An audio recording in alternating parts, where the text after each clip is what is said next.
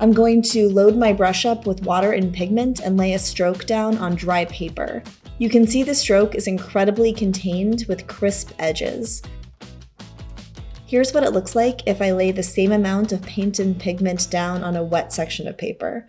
Watch how the paint blooms outwards, creating these soft edges that blend naturally into the paper. Wet on dry will give you more control, whereas wet on wet will produce unexpected effects.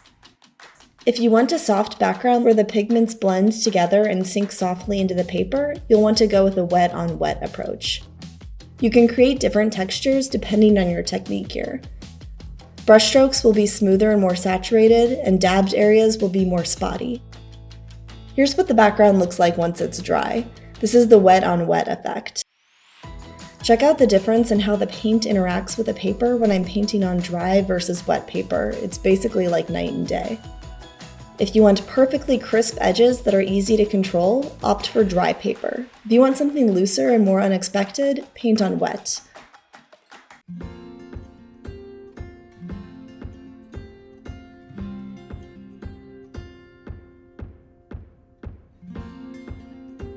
For my large one, I'm going to use this Princeton size 16, and for my small one, I'll use a size 4. Obviously, the size 16, we're going to need more paint and water because of how long the bristles are. It's going to hold a lot more, but it also means I can probably paint with it longer.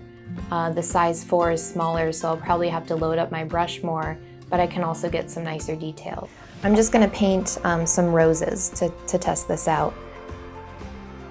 Roses are nice because you don't have to be an excellent painter to pull off a rose. What I'm doing is I'm just kind of using the side of my brush here, making long strokes that connect. This time I just dipped into my water and didn't even dip into my paint. You can see I'm getting kind of a lighter shape.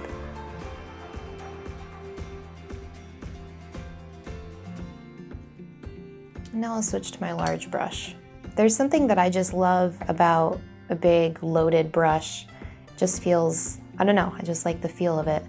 And that's the kind of stuff, like I said, you want to look out for, just the subtle things that you really enjoy. I don't know if you saw that, but I just like completely went over those little spots I made in the middle. That's okay, because watercolor is also about improvising. So just from that test alone, I mean, I just love what a big brush can do. I love that I can make these tiny little marks, but then also really fan out and make these bigger shapes. But both of them resulted in nice roses, so it's really just one of those things to test out if you have a preference.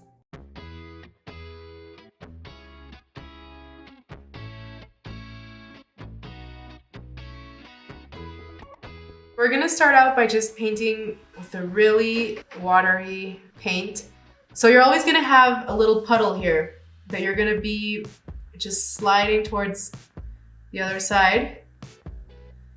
And each time we're just gonna grab a little bit more paint and slowly transition from water to color. Notice how I'm always leaving some extra water here. This will make the transition into the next tone smoother. So each time I'm just adding a little bit more concentrated paint into my water puddle. Notice how the real work happens here on my palette rather than on the paper. So at this point, we want to have a really thick and concentrated wash. Practice this a couple of times with different paints until you get it down. And now we're gonna start to do one color to another color. I'm gonna turn this purple into a cherry red. So we're just gonna start adding some pink into this purple mix. So just very gradually start adding your next color into the mix. This transition should be very seamless, very smooth, and it's just a great way to practice mixing colors.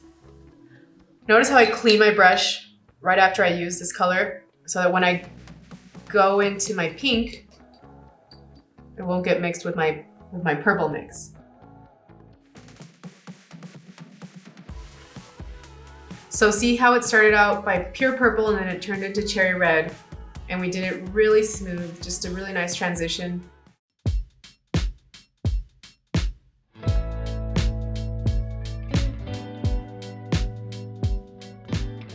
So I'm just gonna layer a lot of water and color on. Make sure you have a lot of water, and I'm painting this on dry paper. The more water you add, it's gonna dry with those different textures as the water spreads out. So then I'm gonna take a little bit of salt, and this is just like a kosher salt that's a little bit thicker and coarser. So when you put the salt on the paint, the salt picks up the color and soaks it in to give you a nice texture. So I'm just gonna throw some of that on there. And you can already see it picking up the color.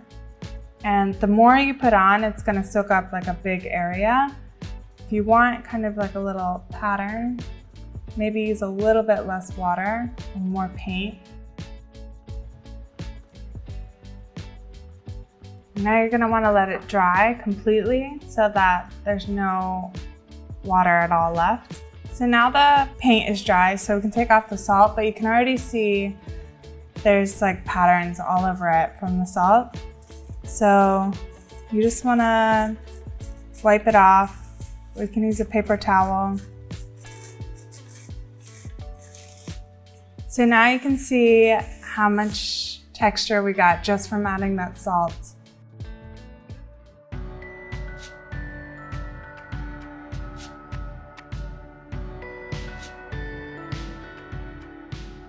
After I have my first layer down, I want to make sure that that completely dries before adding any more paint. And then once it does, I'm going to look at my reference photo and locate the darkest shadow areas of my subject. So I want to start slowly, layer by layer, building up those shadow areas so that they're nice and rich and dark by the end of the painting. Next, I'm going to mix up a super dark shade using my darkest blue and my darkest brown and start doing a subtle little outline around my mushroom.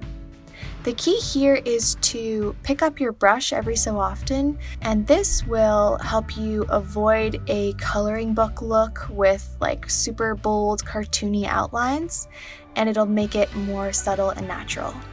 So at this point, you're probably noticing that you keep putting down darker shades, and then a minute later the paint is dry and it all looks extremely washed out. So that's why we're going to continue to build up layer upon layer, letting each layer dry before adding more paint.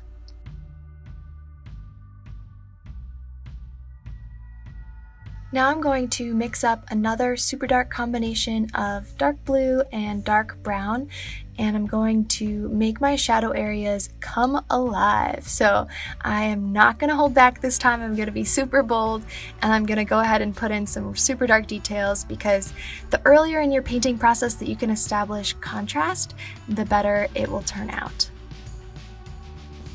In order to make sure that there's a nice natural gradation of colors, I'm going to wait till my last layer dries, and then I'm going to fill up my brush with just water, no paint this time, and I'm going to run my brush over that shadow area so that it kind of fades into the lighter area.